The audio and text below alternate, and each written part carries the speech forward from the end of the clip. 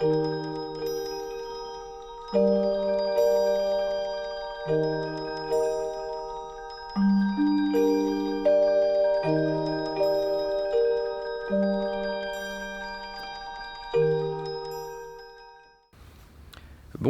c'est Romain Mousset. Aujourd'hui, j'ai décidé de relancer la chaîne YouTube après 1 année et demie d'inactivité. Durant cette période, j'ai été confronté à un certain nombre d'épreuves dans mon chemin de vie qui m'ont beaucoup impacté tant sur un plan personnel que professionnel. Et il m'a fallu de longs mois pour tirer les enseignements nécessaires à mon évolution et m'orienter vers un nouveau chemin de vie. Donc j'ai décidé de revenir à vous aujourd'hui à travers un nouveau format de vidéo, format de 20 minutes, que j'articulerai autour de ma philosophie de vie, de l'éducation canine, afin de vous apporter des clés de compréhension sur des connaissances générales et des thématiques plus spécifiques. Donc comme je vous l'ai dit précédemment, comme pendant 1 an et demi j'ai été assez inactif parce qu'il m'a fallu prendre du recul sur le chemin de vie dans lequel j'étais, je m'étais dit que revenir avec la thématique du temps, ça pouvait être un sujet pertinent pour relancer donc cette chaîne YouTube. Je continuerai de vous présenter de façon épisodique des notes de lecture sur des ouvrages traitant d'éducation canine, de rééducation canine ou alors sur des sujets plus spécifiques. J'étofferai également la collection de podcasts 5 minutes pour comprendre qui vous permettent en un laps de temps très court, donc 5 minutes en l'occurrence, d'acquérir des connaissances sur des comportements spécifiques. Et donc voilà, je m'étais dit qu'entre le format de 5 minutes et le format de 40 minutes, il y avait un autre petit format que je pouvais vous proposer, que je vais donc faire aujourd'hui. Alors petite information, cette nouvelle vidéo indique aussi le lancement de mon nouveau site internet, sur lequel je mettrai dorénavant un blog que j'essaierai d'étoffer avec des articles écrits. Je présenterai des vidéos et proposerai davantage d'événements et d'actualités diverses. Donc si vous habitez dans le secteur de la Bretagne et plus précisément dans le département du Morbihan, cela pourrait vous intéresser. Voilà, donc c'est parti.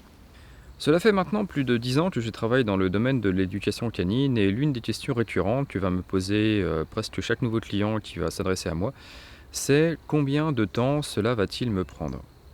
Moi, derrière cette question, je vois généralement 2 sujets sous-jacents, à savoir le facteur financier, combien cela va me coûter de faire appel à un éducateur canin en cours individuel, et il y a aussi le facteur retour sur investissement. En combien de temps est-ce que mon chien va être capable d'acquérir les enseignements que je veux lui donner, qui m'amènent à faire appel à vous.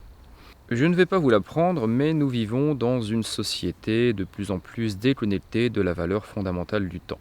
Avec nos livraisons postales en 24 heures chrono, avec nos réseaux en 4G, 5G, 7G, tout ce qui est fibre optique, tout ce qui est dynamique de rapidité, nous perdons vraiment le fait que cela prend du temps, de manière générale, pour qu'une graine germe, pour qu'une plante pousse, pour qu'un arbre pousse.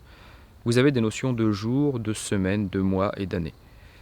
Si vous souhaitez acquérir de nouveaux outils de compétences pour une formation professionnelle, pour un métier, pour un sport, vous allez aussi vous-même devoir investir du temps, des semaines, des mois, voire parfois des années avant d'être opérationnel. Il faut vous dire que pour votre chien, la notion de temps va être également fondamentale. Et comme nous vivons dans une société de plus en plus rapide, que la demande est là, l'offre se crée. Lorsque vous voyez des experts canins proposant des formules pour éduquer votre chiot en 21 jours, lorsque vous voyez tel ou tel éducateur canin qui va vous proposer à travers des demi-journées de formation ou des journées de formation, de modifier en profondeur ou de faire acquérir à votre chien des enseignements ou des exercices spécifiques sur des laps de temps aussi courts, ça ne peut pas s'ancrer dans la durée. Joël Dehaas, un vétérinaire comportementaliste belge que j'apprécie beaucoup, et dont j'ai déjà présenté son ouvrage « Mon chien est heureux », ce qui a été la première note de lecture d'ailleurs qui a ouvert la chaîne YouTube il y a 1 an et demi, que je vous invite à consulter pour savoir qui est ce monsieur, a également écrit dans un autre de ses ouvrages, à savoir Tout sur la psychologie du chien, ouvrage plus exhaustif que je vous présenterai d'ailleurs dans une autre note de lecture, ça peut être intéressant. Bref, il a écrit dans cet ouvrage que pour qu'un comportement s'ancre dans la durée, il faut entre 500 et 1500 répétitions en conditionnement opérant. Cela signifie que si vous souhaitez apprendre à votre jeune chiot couché pas bouger ou alors assis pas bouger, il va falloir que vous répétiez, une fois de plus, entre 500 et 1500 fois cet apprentissage pour que cela s'ancre dans la durée. Donc le premier facteur clé à comprendre dans cette vidéo, c'est cette notion de temps. Entre 500 et 1500 répétitions pour qu'un comportement s'ancre dans la durée. Le second facteur clé que je veux vous enseigner, c'est ce qu'on va appeler la règle des 3D. La règle des 3D en éducation canine, c'est durée, distance et distraction. Ce sont 3 facteurs, une fois de plus, j'aime bien ce mot-là, facteur. Ce sont 3 facteurs qui vont être déterminants pour qu'un apprentissage puisse être conscientisé par le chien. Ce que l'on va comprendre par la durée, ça va être la durée de l'exercice. Si vous avez un jeune chiot, évidemment le temps de concentration va être beaucoup moins élevé. Si vous avez un chien adulte que vous avez récupéré dans un refuge, par exemple, avec un taux de concentration qui va être assez limité, il va falloir adapter vos apprentissages par rapport à cela. Après, évidemment, avec une bonne motivation, avec un bon attrait au jeu, avec un bon feeling qui va se faire entre le chien et vous, vous allez pouvoir augmenter progressivement ces notions de durée. Mais donc la durée de l'exercice va être quelque chose de primordial à comprendre. Ce que l'on va comprendre après par la distance, par exemple dans le cadre du couché pas bouger ou du assis pas bouger, vous allez demander à votre chien de tenir une position. Et si vous commencez l'exercice à disons 1 mètre de distance avec votre chien va commencer à comprendre que dans cette position, pour qu'il reste assis ou couché sans bouger, il faut qu'il soit par exemple à telle distance. Et après, si vous vous éloignez, ou si un jour vous demandez à votre chien, lorsque vous vous promenez, de s'asseoir et de ne pas bouger, vous pouvez avoir un chien qui, en revenant vers vous, va se remettre à la distance sur laquelle vous l'avez travaillé.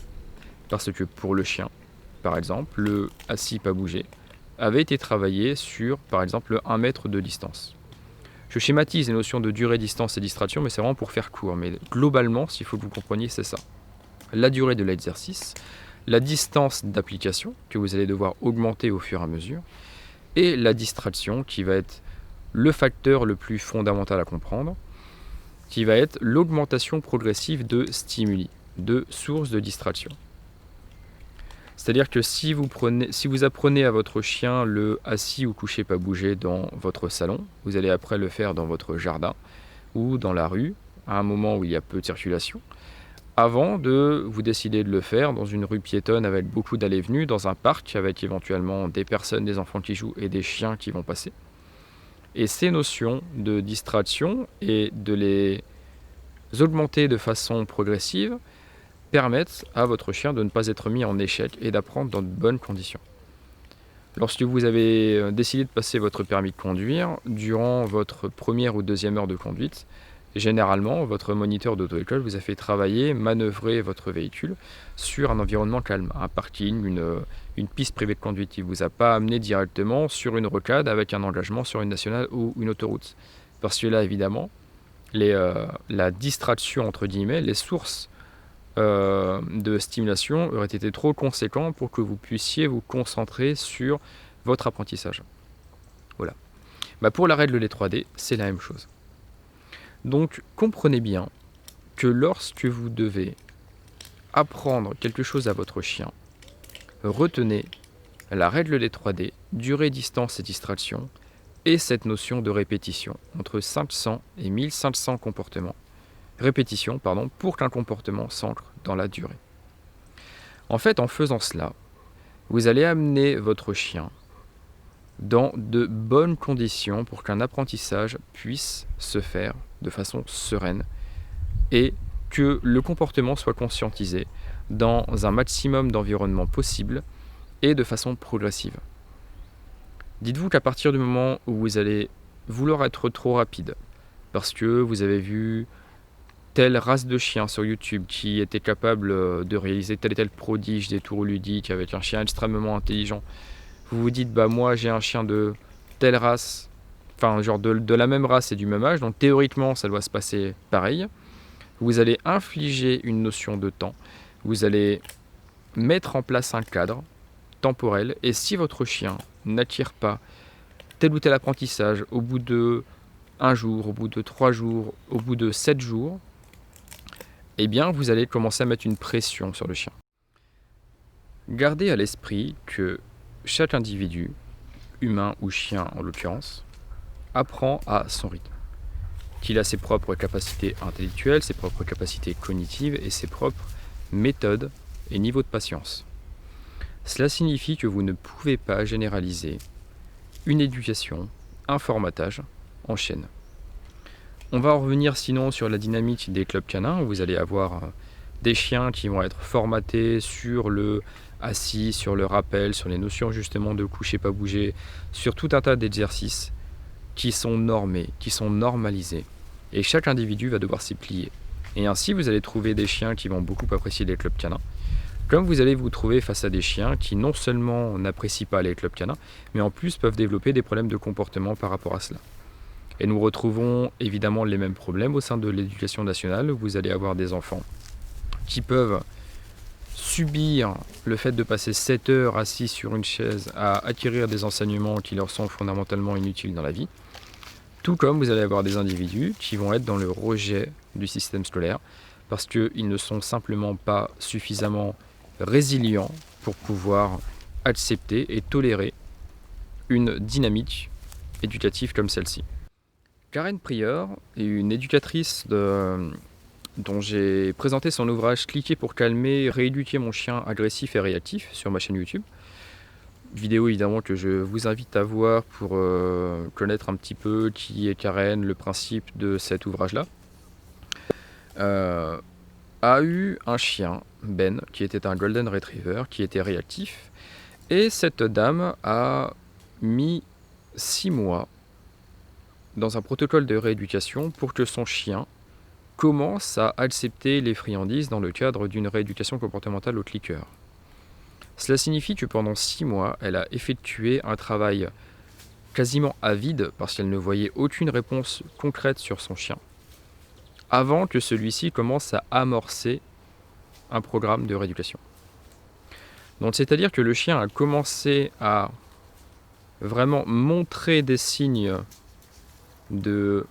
à vraiment montrer, on va dire, une réponse comportementale au bout de 6 mois. Et ça veut dire qu'en amont, déjà, il lui a fallu du temps pour que la propriétaire, déjà se mettant dans un programme, à modifier son état émotionnel, et pour que le chien commence à modifier lui-même la réponse comportementale qu'il devait proposer lors d'interactions avec des congénères.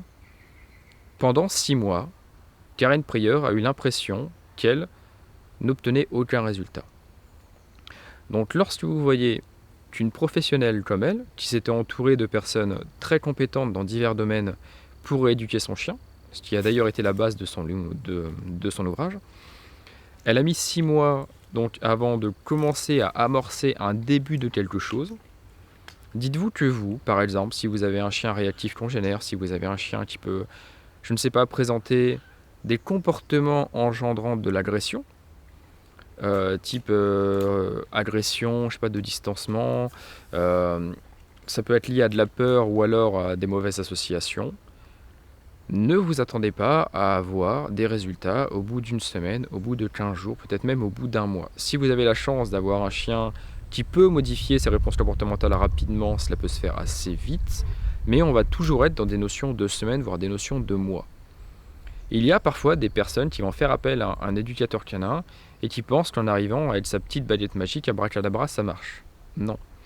Il faut vous dire que c'est votre investissement, votre régularité dans votre apprentissage ou alors dans un protocole de rééducation que vous allez avoir établi avec l'éducateur canin qui va modifier l'état émotionnel de votre chien. Mais il faut toujours le faire dans le rythme du chien. Vraiment. Donc, Pour conclure, je vais répéter les 2 facteurs clés pour moi qui sont essentiels dans les notions de temps, dans l'éducation ou la rééducation du chien de compagnie, à savoir 500 et 1500 répétitions pour qu'un comportement s'ancre dans la durée, et prendre conscience de la règle des 3D, durée, distance et distraction, qui pour moi sont vraiment le cadre idéal pour mettre en place un apprentissage et comprendre que celui-ci va se faire dans la durée, et que cela peut être question de jours, question de semaines, mais aussi question de mois. Donc vraiment, prenez votre temps pour éduquer votre chien de compagnie. Bon, bah écoutez, moi pour cette première vidéo de reprise, je pense que je vais m'arrêter là. Je vous dis donc à bientôt, prenez soin de vous et on se revoit très vite. C'est la nature.